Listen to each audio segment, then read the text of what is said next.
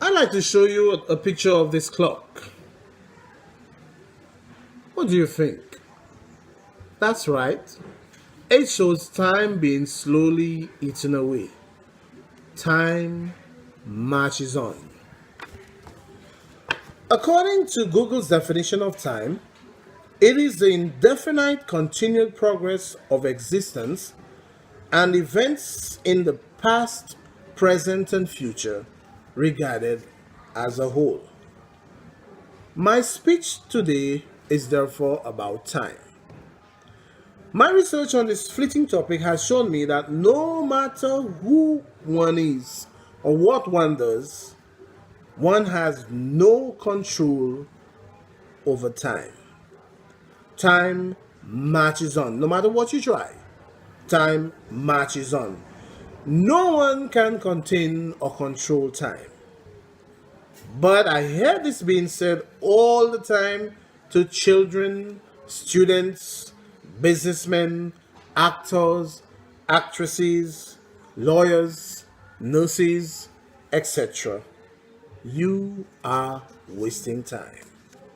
Can anyone waste time? After all, can anyone waste something they have no control over? If a deadline is missed, have you really wasted time? Or has time done what it has always done? Move on. Tick on. I therefore agree with Henry Ford when he stated, and I quote, "Failure is simply the opportunity to begin again, this time more intelligently." Reverend Martin Luther King added, and I quote, "The time is always right to do what is right." These statements support in many ways that no one can waste time. You can or may miss deadlines or fail to complete some task, but one cannot waste time based on the fact that no one controls time.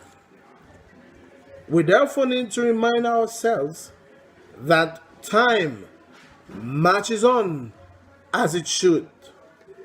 Many people depress themselves with regrets about the time they missed or the time they wasted not accomplishing this, not accomplishing that.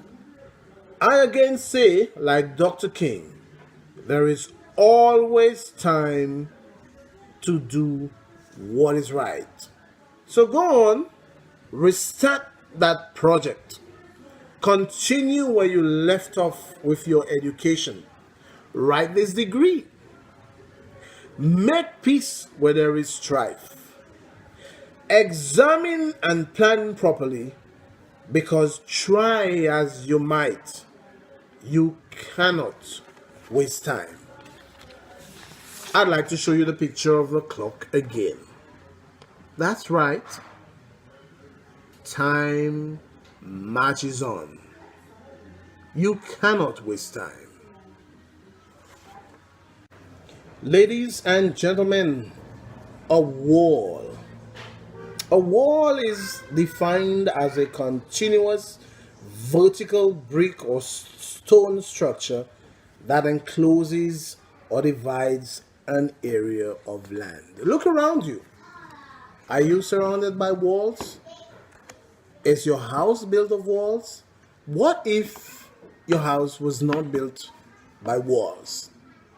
Would you be able to deal with the elements? Walls are important, aren't they? Now, there are many types of walls, such as load-bearing walls, cavity walls, retaining walls, stone walls, etc. We build walls every day. Walls to protect ourselves against the elements, as I mentioned. We build invisible walls, such as body language. We brandish weapons as a form of walls to protect ourselves. Walls are being built metaphorically. We have mental walls that incapacitate us from achieving goals and beating deadlines. It means walls are effective. Simply put, walls work. In fact, there are 58 verses in the Bible that talks about walls. This means walls was a great source of protection for the citizens of those various countries. The Jewish people, for example, and other ancient cities. Well, in more modern times, there are a few notable walls that were built. Example, the Great Wall of China, the Berlin Wall, the Great Wall of Gauguin, and the Belfast Peace Wall. Noted, the Belfast Peace Wall. That wall was built for peace purposes. Let's look at today. In regions like Iran, Iraq, Syria, and some African territories, everyone seems to have a wall built around their house or their homes. Why do you think this is so? I can't think of any other reason, if not to protect themselves and family, to protect those who live within those walls. Of course, it helps to keep out the elements as well. And not only the sun or the rain or the wind, but the elements such as bad persons and people or gangs.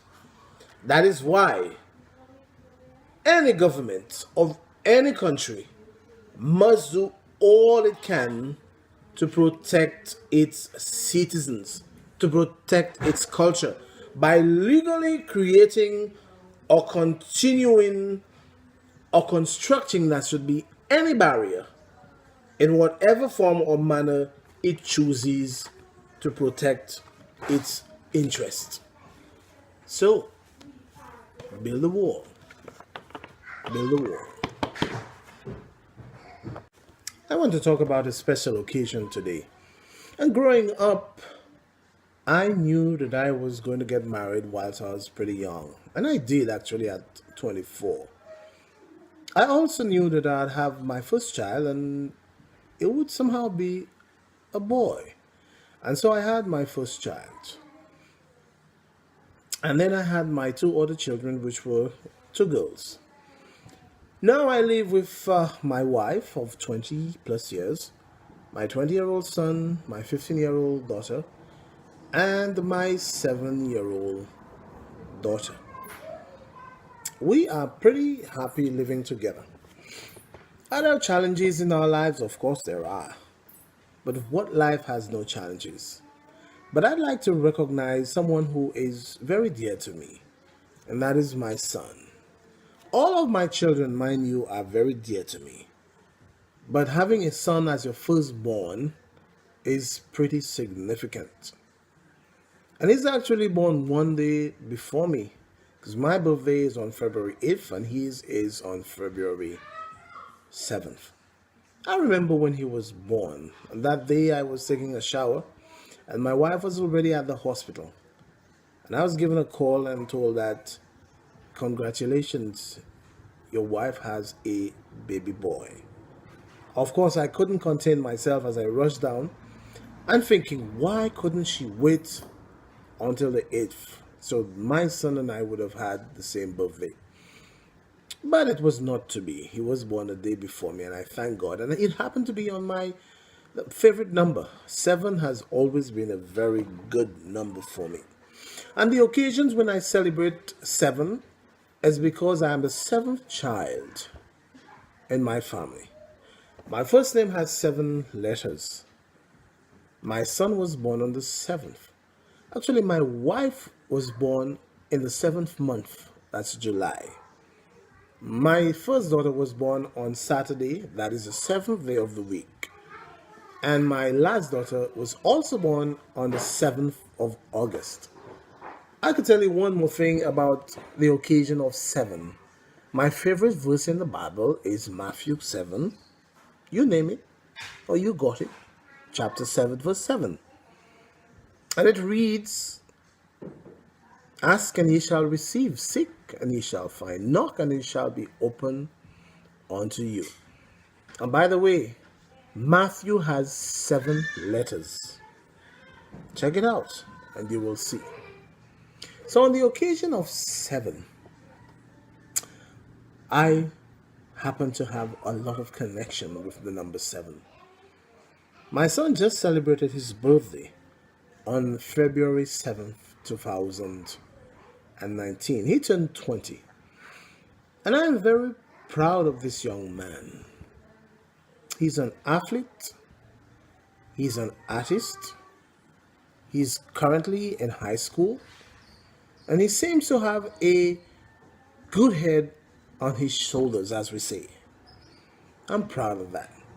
I want to congratulate him on his birthday. He's a young man just setting out in life. And I'd like to say, congratulations. Well done. Thank you.